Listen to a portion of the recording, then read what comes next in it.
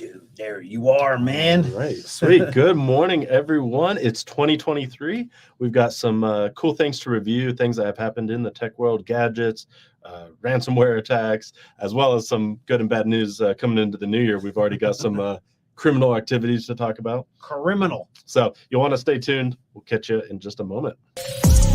Welcome to Tech Stops Tech Talk with your host, Niles Banghauser.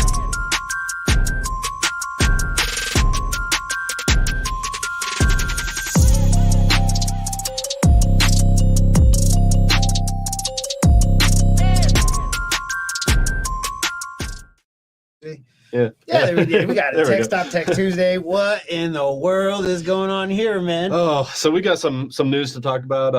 First broadcast of the new year. I thought we'd kind of review some of the cool stuff that happened last year. We made it by the skin of our teeth. yeah, most definitely, we made it. So the new year is here, and you got some pretty cool things to talk about. Yeah. So I guess we'll just start out with. It's kind of comical, but it's also a little scary. Just mid-December, there was a Canadian children's hospital that got hit with a ransomware attack. Jeez, so, man, if you've been following this news, when a hospital gets attacked, I mean that can mean that test results are not getting done in time. Sometimes equipment that actually keeps people alive can be shut down because it's run on these computers. It's some scary stuff, man. Yeah, it's literally a life or death situation. But the comical aspect of this one is that the ransomware gang that creates this software that was shutting this hospital down, they intervened and they're like, hey, an affiliate of ours attacked you, and that's a no-no in our book. Here's a free tool to decrypt your stuff. Yeah, let me put up the headline real quick so everybody knows what we're talking about. It's such a crazy world that we live in, to the point where that's awful that type of stuff is happening. Mm-hmm. And I mean, how could they have stopped it, man? That's the question that we all need. Yeah, you never want to be in the situation, especially if you're someone like a hospital. You never want to be in that situation. But it's about being prepared, taking steps to not only protect against the ransomware, because we can only do so much to actually stop it, but be prepared that if you are hit with something like ransomware, you have a plan of action. Yeah. I think that's the most important thing, is being prepared when the worst happens. What are you going to do? Unfortunately, a lot of people's plan is, well, I'll deal with it when it happens. Yeah, and unfortunately, it could be way too late. And for them, so I don't know if you guys read the headlines, but the headlines is LockBit ransomware gang apologizes for SickKids, which is the name of the hospital, mm-hmm. and the attack, and offers a free decryptor. Like, then they're made to go and figure it out what the decryptor is supposed to be doing. Exactly. They're just hoping it even works. Yeah, ransomware gangs aren't known for good technical support. They're not gonna if it doesn't work, they're not gonna help you. So. This is kind of one of the things where there is a way to go ahead and keep yourself away from it. And it's kind of funny because we always talk about tech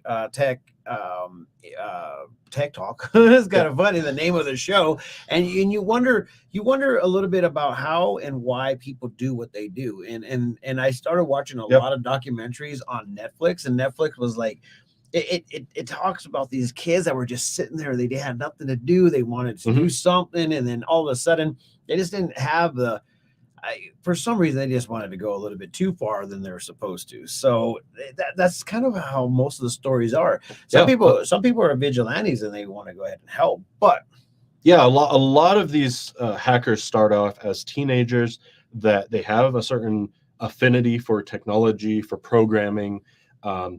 A little bit of marketing goes into all this, figuring out how to trick people into falling for your scams. These are really brilliant kids, but their energy is put in the wrong place. Yeah. So, and it's I mean, once again, it happens, man. What else do we got? What did you come up with today? Yeah, so that's a little bit of a downer, but we'll get into some lighter news. So new tech gadgets that were released in 2022. Are you into gadgets? Do you like? It depends on if I know how to use it. Actually, our new background here is a gadget. It technically utilizes a program online, which is pretty awesome. but at the same time, it actually has what would you call it?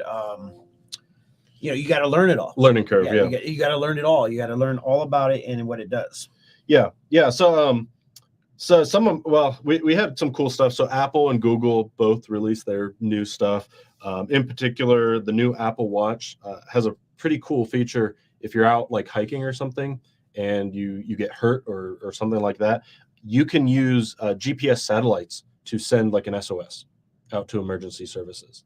So even if you don't have cell signal, you'll be able to get your message out. And that is cool. Yeah. I mean, that is way cool. And that's, if you're kind of an outdoorsy person, the Apple Watch really gears toward that. There's more like depth sensors for swimming. That's and like, stuff like that. PI stuff, man. Like, what do you call it? Those 007 stuff right there. Yeah. It's cool. I mean, it's such a small package, right on your wrist. You get all this cool tech. So that's pretty cool. The new Pixel Watch came out. That was released by Google. What kind of cool things come off of that? Well, for one, if you're a Google/Android fan, it's the first ever Google made watch, because we've been relying on other, like Fossil has made some, Samsung has their line of watches. So if you're an Android fan, this is a big deal just because it's the first Google created one. It has a lot of like Fitbit features, because Google did buy Fitbit, I think last year or maybe a couple years ago. Yeah, so good for health tracking. It tells you this. I will not be able to tell you if you have a heart attack or not, but if it goes off the chain, there's a good chance that heart is not doing something that's not supposed to. Our lawyers told us we have to put this in. Yeah. No, it is cool. So I got it. I'm a Google fan. I really like it just for the heart monitoring and like sleep tracking in particular. So I can't sleep with a freaking watch on me, man. I thought I couldn't either. You ever? Yeah. Are you the guy that sleeps on your hard hand on top of the pillow? No. I put it under my pillow. For some crazy reason, I sleep on my hand, and I'm thinking, why do I do that? It's so weird. Yeah, man. See, mine goes right under the pillow, so I don't have to feel that. Oh, God, it's so weird, man. I tripped out on that the other day. I'm like, why do I want to sleep on my hand? It's so hard. Right. Anyways, what else do we got? Anyway, so that the Pixel Watch is cool. It battery life might be an issue for you. I'd say that's the only problem. I use it for the time and quick notifications. I get more than 24 hours on it. But your mileage may vary. Mac. So this wasn't necessarily like headline making news, but Mac released their new computers like they do most years, and it has the new Mac M2 chip, which is much more powerful than last year, and the usual stuff. But it was just an improvement on last year. M12? M2. Yeah, so they started making their own computer chips a couple years ago. Yeah. With the M1 was their first one. Yeah, that's what I got. So, M1 on this. Okay, one. Yeah. So the M2 came out. It's not, there's not any crazy new features or anything. It's just they made it better again. So it's just a good time to own the first time around. Yeah. It's like it amazes me. Sometimes people say, why do you reinvent the wheel? Technically what ends up happening, I think, in the tech world is that people once again get bored of the things that they're doing, and so they figure out ways to go ahead and like just how to make a new product, how to make more money off that new product. And I don't know. It's just, for me, it's like a catch-22. Obviously, we want to always go, far and beyond, but what is the price to pay for that far and beyond? Yeah. So in this case, I don't think Apple actually raised the cost of their computers. So it's just, if you're in the market for a new one, you're going to get a better one than you would have last year. But it's cool. I mean, I think it's worth noting. The new Mac computers are so powerful compared to before Apple started making their own chips. It's just insane. So if you're a Mac user or thinking about switching, now's no better time than now. They're really cool computers. Yeah. No, I ended up, I think I paid $1,200, $1,300 for this about a year and a half ago. It's still going to be a beast, but always trying to get ahead and be ahead of the curve in the game, for obviously having cool little features that you could work with, and plus it works with other like ideas. So when you start evolving and you start asking for more things, people are developing more things that will be more better for whatever tools that you're looking for. So if you were a person that needs a lot of data, what kind of computer would you utilize, or would you use an external what do you call it, storage unit? Yeah. So that's a really good question. It really depends on your use case. Is it personal or work or whatever? Storage is interesting because even though storage is cheaper than ever now, you can go out and get like a 4 terabyte hard drive from Best Buy for like $100, and compared to like $1,000 a few years ago. But computers are coming with less and less. And that's because of the cloud. So insane, man. So a lot of people store everything on the cloud now. Yeah, and that's some people are scared about that because then they're like, well, how do I get that back if the cloud goes down? Mm-hmm. So yeah, you always want to consider that. We recommend not being scared of the cloud, but having someone to advise you on the best things to know about it. How to have it backed up. Just because it's in the cloud does not mean it's backed up. You want to have it in multiple places. What do you think the best philosophy is for 2023? I mean, it's a big deal. We're all going in the tech world, and we are all subjected to this new stuff that's coming, and there is no slowing it down. So what are your suggestions for 2023? I wish I had new tips for you, but the same advice applies, and I would say even more so with storing your important information in the cloud. If you're going to do it, just make sure that you lock down your accounts. Multi-factor authentication. You've heard it 1,000 times here. Anyone in the tech industry, if you ask them for their advice, that's probably one of the first things they'll tell you. But it's so important, especially as you put all your sensitive data up here. Lock down your account that you use to access it. If you're a business, make sure your employees aren't just using whatever they feel like. This employee is using Google Drive, and this other employee decided they want to use OneDrive, and you as an executive, you're using something else. That is just planning for disaster right there. You need to have some control over what you and your employees do with the cloud. But if you plan and you hire a trusted advisor to actually help you develop that, then you can really take advantage of the cool technology. And a trusted advisor will be here. Segue to Tek Stop. Yeah. So that's what we do is, we work with residential and commercial clients to develop solutions for your technology needs. We work with businesses on a regular basis to look at how you can utilize the cloud, for instance, or how to make sure that the data you store and access is done in a secure manner, so that you can stay up and running, even in the event of a ransomware attack.